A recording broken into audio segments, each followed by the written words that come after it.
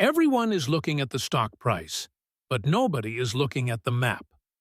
While the world treats Nvidia like a trillion-dollar miracle, the truth is much darker and more calculated.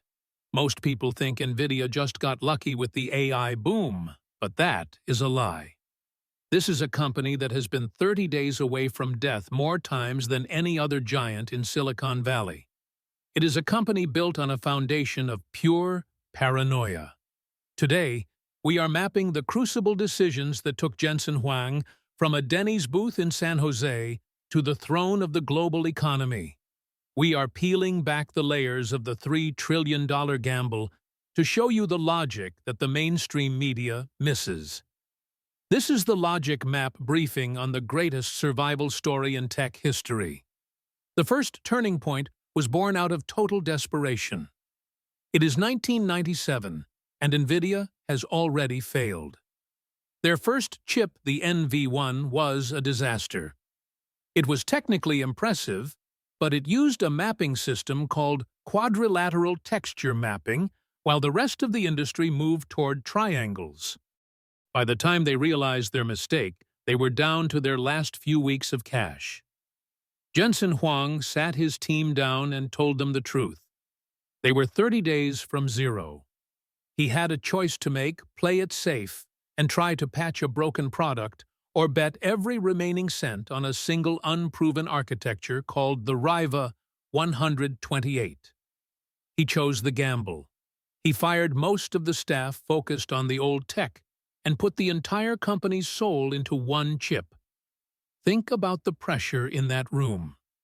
If the Riva 128 had a single bug, or if the market shifted one more time, the lights went out forever. But the logic was sound. Jensen knew they could not win by being better versions of their competitors. They had to be fundamentally different. It did not just succeed, it exploded. It sold 1 million units in 4 months and created what we now call the 30-day rule. To this day, Jensen tells his employees that Nvidia is still just 30 days from going out of business. He wants them to feel that 1997 hunger every single morning. That intentional paranoia is why they move faster than everyone else. The second major shift was the long game that Wall Street absolutely hated. In 2006, Nvidia released CUDA.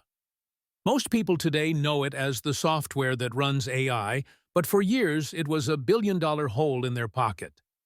At the time, GPUs were only for gamers. Analysts and investors called CUDA a waste of resources. They asked why a graphics company would try to build a general-purpose computing language. For 8 years, the stock price stagnated. For 8 years, the experts told Jensen to pivot back to gaming and stop chasing this theoretical dream. But Jensen saw the logic that the world was blind to. He knew that the CPU was hitting a physical limit. He knew that the world would eventually run into problems so complex that only massive parallel processing could solve them. He spent a decade building the infrastructure for a market that did not even exist yet. He was not just selling chips. He was building a language. By the time researchers discovered that Nvidia chips were perfect for deep learning, Jensen already had the software ecosystem locked down. When the AI explosion finally hit in the early 2000s, the rest of the world realized they were playing a game that Nvidia had already won 10 years prior. They did not just have the best hardware they had, the only language the machines could speak. This brings us to the shift we are living through right now, and it is the most aggressive move yet. Nvidia is moving from the desktop to the grid. They are no longer content being a hardware supplier for big tech companies. They are securing the energy and the sovereignty of entire nations.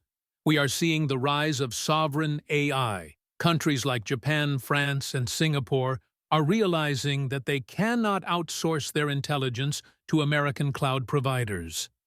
They need their own data centers, their own power sources, and their own private rivers of electricity to run them.